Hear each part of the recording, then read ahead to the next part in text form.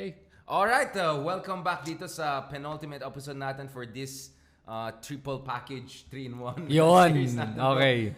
Ito na. Okay, so bago natin pag-usapan ng how the 2028 is already shaping up, I'm already hearing na allegedly yung mga pro-Bong Go, pro-Sara, things are getting interesting. Not that I always said that that's an interesting dynamic we should watch out for. But before going there, balikan natin itong impeachment ni Sara Duterte. Ako kasi, if you go to the articles one by one, especially article, there are at least 2 articles na alanganin si Sara, you really would understand why Sara A would need a battalion of lawyers from Attorney Fortunes, and number 2, why she wouldn't want even a trial at all. I mean, let's just go through it. Article 1, contracting an assassin and plotting to murder the president. I think that's pretty... I mean, what else?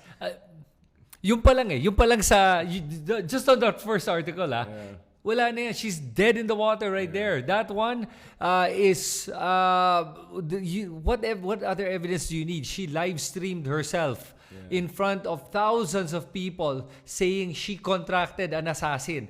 Talagang it doesn't get worse than that. Pero ano daw, conditional. If only you kill me, I'll kill you. Regardless No, I'm kidding. But see, di ba? Kita mo yun ang isa. First lady din not only the first lady in the House of So I think that's already a gift already. Nasa gift A gift yan. But the gift that keeps on giving. This one will resonate very well with people. Ito, number 2, article 2. Graft and corruption in her misuse and malversation of confidential funds appropriate to the OVP and DepEd. Ito yung pare Miggy Mango. May resibo na kasi itong mga to. Yeah. This article 2, I think the consensus is that she's most vulnerable. This is one of the most sticky one for her. This one is a really big problem kasi with this one, ang mangyayari dito is kailangan buksan ngayon yung kanyang bank records. Yeah. So that's one. Oh, no, right? That will be later on. Oh, that's later on. Later sige. Pero for this one, the other... Number 4, Article 4 yan. Okay, but the Article 2, the other problem is, dito mo makikita lahat ng mga ebidensya na nagpapakita talaga na talagang nilustay niya yung pera na galing sa kaban ng bayan. It is going to be damning, this evidence. Hindi, kahit nakapikit ang mata mo, hindi mo madedenay na may ginawa siyang kalokohan sa funds ng DepEd as sa funds ng Vice President. Absolutely. Number 3, bribery and other acts of graft and corruption in violation of RA 3019. I think well, that one, I mean, inamin ng DepEd secretary, yung isang mga DepEd members, that they were given that 50,000 envelopes. USEC na yan? USEC ata yun. They were given 50,000 pesos per month envelopes, cash. Yeah. Okay? For a 6-month period, tuloy-tuloy. Resibo din yata yan. That's just one of the many na ginagawa niyang kalokohan. Kaya when she talks about corruption, bribery, all of that, is she talking about herself? Kasi nakakatawa yung pagka-gaslight ng mga Duterte. How they talk about these things like as if naman sila malinis. Sila nga yung pinakamalalang source ng corruption din sa They invented confidential fund. Exactly. They created this monster called the confidential funds. Yeah, Davao is already a big one. Yun pa, I don't know if it's gonna be taken up, the one in Davao, the confidential fund issue. I think this is while she's the vice president, but number 5 will be interesting kasi papunta tayo dyan. Number 4, ito yung... number 3. We're number 3 already. Pero number 4 is... Ito yung money trail, bank accounts, amassing unexplained wealth and failing to disclose all their properties, interest in properties in their statement of assets and net worth. So, dito, let's say, lang may 2 billion pumasok. How do you explain that? What's their business? How did they justify 2 billion dun sa sahod nilang gobyerno? Well, to begin with, what's interesting with that is, pinakita na nga ni Sunny Trillanes yung money trail coming from Sammy Uy? Yung isang alleged drug lord. Tapos, nakikita mo dito, the deposits that were coming in, like in the hundreds of millions. Okay? Think about that. Yeah. They are a government official and they're getting hundreds of millions deposits. Now, for the Duterte supporters na nagbubulag-bulagan pa o nagtatanga-tanga na tingin nyo, peke yan, yung account nila sa BPI proven to exist. They didn't even deny it. Vera Files, di ba? Made the deposit. Yes, lumabas recently. Yung pangalan. Lumabas ulit. And not just that, the fact na si Digong mismo ayaw magpakita ng kanyang salin. Ginamit pa niya ang resources ng gobyerno, the executive department, to protect him para hindi ipakita yung salin niya. At nung hinamon siya ni Trillanes in the Quadcom, anong ginawa ni Duterte? Sampalin daw si Trillanes, and Trillanes called the bluff, napikon si Digong. That's a sign of somebody who's really guilty. I'm sorry, you can paint it any other way you want. The fact is, I'm sure alam din ng mga supporters ni Duterte na corrupt talaga itong mga Duterte, and their money is blood money.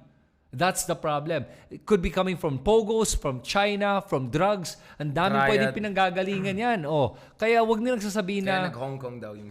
kaya inosente itong mga Duterte. I'm excited to see that part. Number 5 is even more interesting in a sense that mas madugo to in a very tragic way. High crime of murder and conspiracy to commit murder. But some were saying, pwede idikit yan even dun sa EJK Sara as a mayor of Davao. You can actually push it all the way around.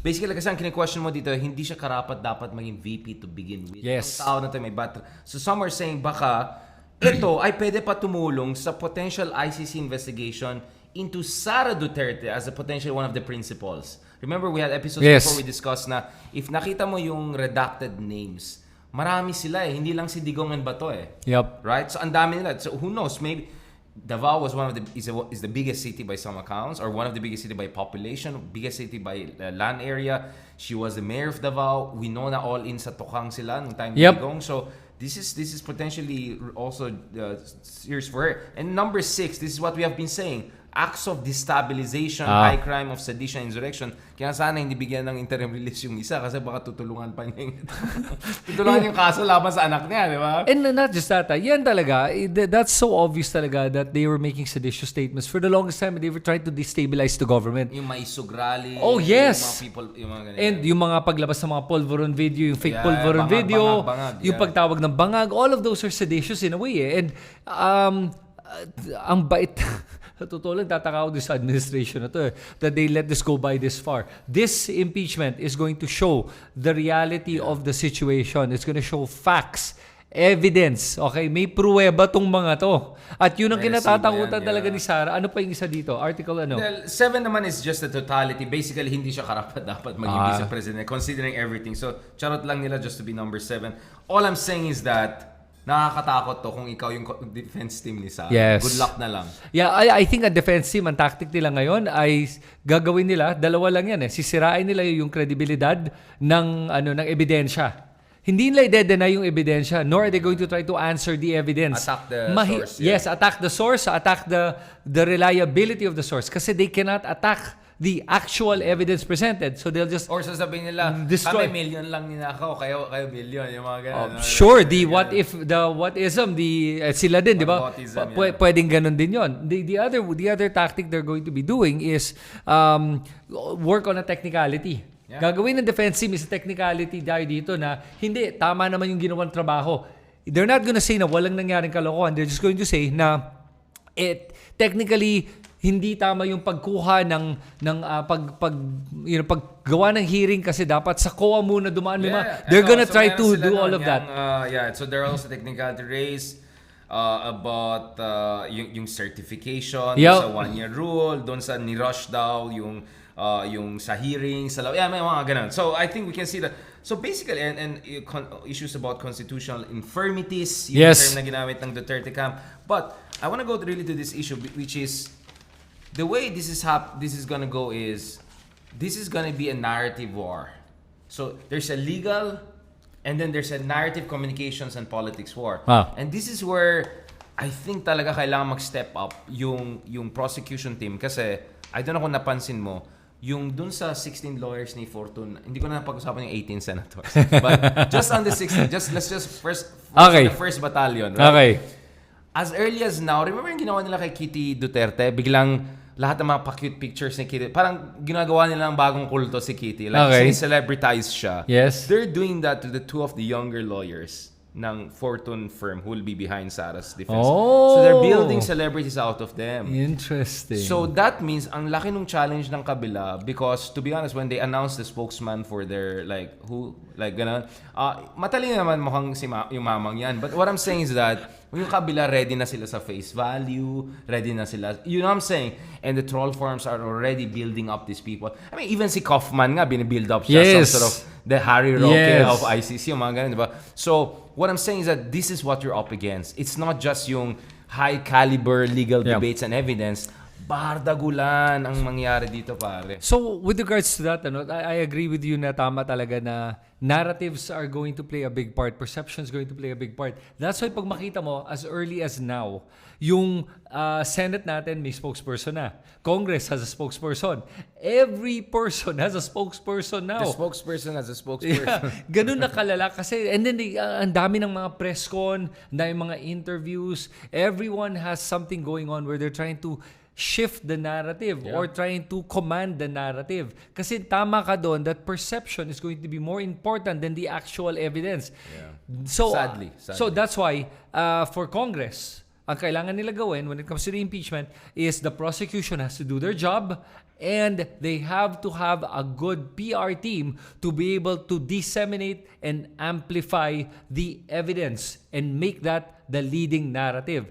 Kung hindi nila yun magawa, even the evidence can be squashed to make it look like it's a political persecution. It's not really... Or vengeance on the part of the Lima. Yun ang Oh, sasabihin sure. nila. Yeah, they'll play that card. Oh, sure. They're gonna play that, especially with the Lima being part of the prosecution. Exactly. But having said that naman, ang nagusto ko sa ating prosecution team, kumpara sa defense team, is the prosecution. These are, the Lima's doing her homework. She's really prepared. 100%. All of them are preparing. She's doing the orientation for Congress. Yeah. Inupuan niya with all the young congressmen. Oh. Ganyan yung level ng conscientiousness. Yes, kasi she Doesn't mess understands. around. And you remember, so this is somebody who went to jail for 7 years. So talagang she has something that she has a chip on her shoulder right now. Well, and she has a strong chin. I mean, she could take Oh, a lot of yes. punches too. That's what I'm yes, saying. she can. Yeah. Oh. So basically, we're laying out the stake there. Now this is gonna be basically gera to, di ba? Ganun naman sa gera eh. Battle of narratives. Who's up, who's down. Yes. Ganun. So we are in the middle of information warfare. Now, obviously, as early as right now, some people are smelling blood already. Or at the very least, A bloodbath. names are coming up, right? I half jokingly said, why not Torre be part of the equation? If he keeps the momentum, Right. on, I think Senate with VP maybe, or even, right? Whatever. John Vic daw might position himself also. Wow, really? Wow. So we're talking about the 2028 elections. Yeah. And we're talking about which position? Are we talking about Senate? Presidency. Presidency? That's a far I stretch. heard, that's what I'm hearing. That the Romualdez brothers are saying, we're taking all the punches, we're here for you. I think maybe Boying will be the next ombudsman. I won't be surprised, You get what I'm saying? So there's also that. So what I'm saying is that people are already positioning, which only means that they no longer see Sara as the unbeatable, inevitable candidate. So much so that allegedly even Bongo-aligned vloggers are pushing for Bongo na to be the standard bearer in 2028. Because, again, if you go to this article, any trial will be numbers game, politically damaging. I don't care if the senators are foolish enough to stand up for her. Remember, the last time those 11 senators who stood up for ERAP, some of them never came back again. Oh, yes, you're right. Their career was over. Yes, you're so right. What I'm saying is that I no longer care about the conviction acquittal part. If it's what I care about is this going to be robust enough to create the result that it should create, given the brazenness of the alleged abuses? So what I'm saying is that even if hindi pa tayo klaro sa status nito, people are already positioning for 20, which tells you they're smelling vulnerability. Okay. They don't see Sara as the inevitable president anymore. Okay, to begin with, I think nga talaga may faction talaga that's Bongo's faction and Sara's faction. I think that's very clear naman when you see how they are. Have you ever seen them together?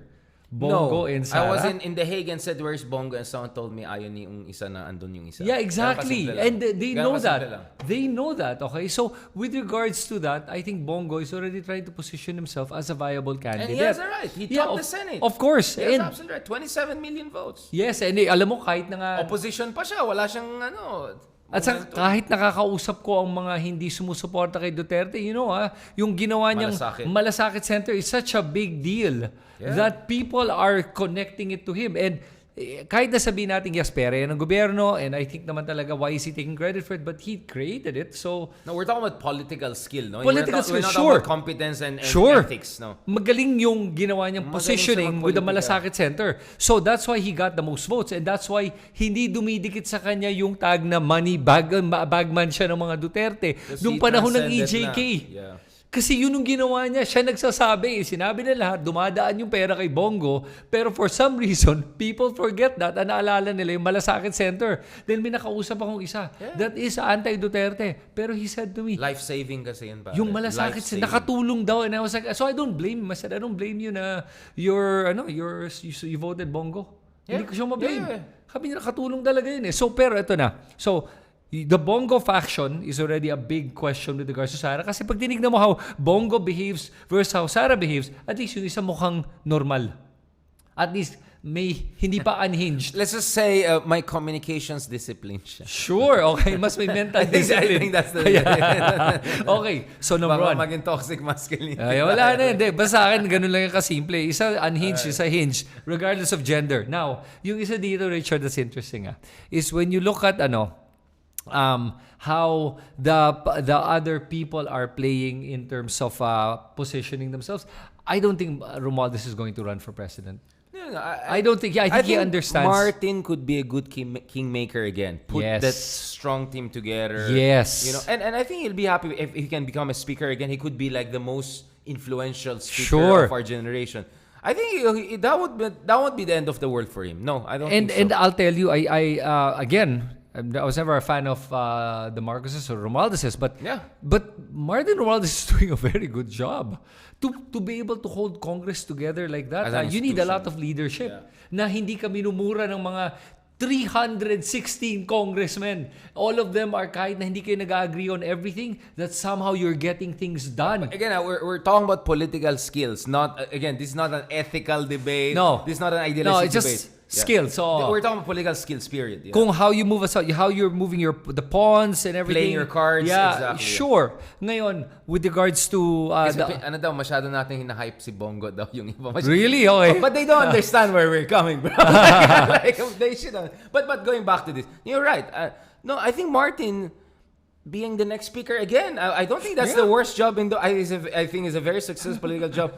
I mean, look at us. I don't feel I have to jump into politics because we have influence already, right? Yeah. Like, it's just levels to the game. Yeah. And being the speaker of the house, my God, talaga Third most powerful man. Pero yung trabaho yun, the stress involved with that, I don't want that on my shoulders. To be honest, I just don't want it. But sure, I think he's enjoying it. Sure, He looks going. Absolutely. I don't think he's even stressed about it. And all the attacks against him, no, he's doing well. Ngayon, here's the thing about the other presidential hopefuls. John Vic Remulla, I think he's mahina pa. Nung ginigrill nga siya ng ating Senado, anong nangyari? Binakap siya ni Boying. Kailangan si Boying pumasok. Excuse me, ma'am. Bam! Banat siya. That's my brother. No, but the way he would throw shades at Torre made me feel like maybe he's... Because Torre is like the star now, right? Meron pa siya, di ba sabi niya si Torre, attack dog, ganyan-ganyan. Tapos sabi ni Torre, hindi ko alam kung compliment yan, pero ako, yung may mga dynamic eh. So there you could see, there's also that I've heard even Gibo is having his own thoughts, but whatever. I think Martin has even better chance. But that's not the point. Ang point ko is that everyone is smelling blood. Everyone's saying vulnerability. Parang they're not sure if Sara can sustain this. Because yes, I still stand by my argument that Sara can still pull off a Trump, right? If she comes out of this unscathed enough. Which is, again, but that means talagang papalpak yung next Senate. Meaning the next babaksak yung next Senate. At hindi lang papalpak ang prosecution. Or something like that. Yeah. Like in an extreme scenario na sobrang palpak ang... Which is unlikely. But I'm saying, pag minambo-jumbo yan ng big time, baka yun ang mangyari. But anyway, let's talk about naman the pinks and the opposition. Let's talk about the pinks and the opposition. Before we end this discussion. Okay, so I'm very hopeful na eventually there'll be a united National Front ticket, right? But as we speak, Lenny's still in the mix. I can still see a lot of pink Twitter people putting yung Tangier, whatever survey, putting Lenny at number 2 now, right? Kasi bumaba daw si Tulfo. I don't think Rafi not running is the end of his world because he can still run for Senate and easily be in the Senate for a while and maybe by this time. Although I think if he's really strong number 2 or number 1 and has a good... I'm not saying Ronald Llamas, but someone to guide him, maybe he'll run for... What I'm saying is, I'm looking at the Bam, Risa, Kiko, Lenny situation now. Each of them has an argument. Obviously, naturally, you can see Risa, Kiko Bam Lenny. But you can also see a situation, Rizzo becomes a standard bearer, Lenny doesn't run, then Bam also runs. Yeah. Bam runs for president. If Risa runs... Let's say it's not done properly, Bam feels he was not given due whatever, he will, because remember, this election he ran as completely independent. Yes. What if he pulls off that again? Sa next, sabi niya, number 2 nga ako 20 million votes. I'm young, I'm fresh, I can like blah blah blah.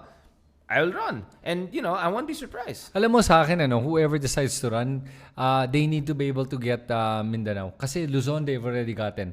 So they just need to get Mindanao or Visayas at least. Kung sino may malakas doon, both of them are malakas. Lenny did well in Mindanao. Again, Risa is already positioning herself. No, she already said, I'm ready to be the standard bearer. Yeah. I think that's called positioning already. Right. How do you see us resolving the Bam, Kiko? Okay. Because Kiko also has a case to make. Right. He's not top 5. I would... Hindi. Ako sa akin, you're talking either Bam, Lenny, or Risa. Yun yung tatlo Kiko, I don't think so Kiko does not have that same charisma, that energy. Yeah. Bam has that Bam has a lot of things going for him. And he's an Aquino. Yes, and he has the name. But remember, having said all of these names, there's a name you didn't mention. Trillanes? Amy Marcos. No. That will be... Yun yung away naman sa kabila. So... is it gonna be Amy, Sara, Robin Hood, Sara? Magulo din yan. Yeah, Amy is starting to want to position herself as a possible presidential candidate. You see what she posted today. Yung sinabi niya na, bakit ako tinatanong niyo about yung problema dito sa mga ganyan? Was it the San Juanico Bridge or something like that? And then, and then she goes, para namang hindi naman ako yung sa Senado lang ako. Pero parang dapat ako na ata maging presidente. Yun ang final niya. I'm like, wow, this woman. Naging honest na siya. Yeah, lumabas na yung totoong ambisyon niya. And remember, the Marcos name will still play a big factor. Sure. So kahit na, remember, she did well did she do well in Ilocos? She did, basically Ilocos carried her again. Tignan mo, even if she was already... Binabastos yung kapatid niya. It's the Marcos name that people, unfortunately... Ganun pa rin, Tribalistic weird, pa rin. Weird, alam na nga nila, binabastos na nga yung kapatid mo na presidente, pero binoto pa rin nyo. Yeah, pero ano ba? Pero BBM also allowed for all those posters na they're raising each other's hands. So, behind the scene, BBM, hindi niya kinall-out yung kapatid niya. Inilet go ni BBM so she can get away with it. Yeah. Who's again to BBM, bro? Right. So right now, what do you think is gonna happen when it comes to, is BBM gonna endorse a candidate for president in this case? He'll just back off and let... I see a kind of an Aquino, Grace Poe, Mar Rojas situation here potentially. Wow. Like John V could become the Mar Rojas, yung the ILG. So for VP you're saying? No, for president. John, okay, I still don't see it, pero okay. My point is, if you're Marcos, maybe he'll have an official candidate, but he will also have a tactical candidate behind the scenes. The same way na Arroyo had Gibo and then Villar. Right. The same way na Aquino had Maros, but actually was Grace Poe. You get what I'm saying, di ba? So this is where I agree with what Ronald Llamas said in our discussion one time. Sabi niya, kaya maganda talaga magkaroon ng primaries ang opposition. The primaries will dictate. We don't have political parties. So I understand. Put the primaries together. The process could become so divisive that someone like Bam will answer that I'll just run on my own. You know, worry ko. Okay. The devil is in the details. I understand. Completely agree. I'm also for primaries. But what I'm saying is, if pag tinignan nila yung end goal, if they look at the end goal na para manalo, whoever it is, if they can respect... Oh yeah, I'm happy Bam wins, I'm happy Lenny wins, sure. I'm happy Riza wins. We have to be clear about that. Yeah, if the three of them agree na I'm happy any one of us wins, na susuportahan natin, the primary idea will work, even though we don't have like that strong political party that can put it together. Yet. But it can be done. I understand logistically it could be a nightmare, but it can be done. Kasi sa primaries, ang maganda doon is maso-solidify mo yung block nyo. So let's say for example, bumoto na ang partido o whoever that is, the party mates here, tapos sinabi, ito na, makikita mo doon na, solid yung support behind that person. So you're gonna be able to to mobilize the 16 or 20 million, whatever that may be, now to be able to magnify beyond that. So may base ka na, a strong base to work with. Yun yung meron kasi ng mga Duterte right now, is that strong base. Na kahit hindi malaki, meron. And you can catapult and jump off from that, which is what happened to Marcoleta, which is to the other Duterte candidates, is even though... And meron na silang next generation, Jimmy Bondoc, the rest. But I want to go back to this again.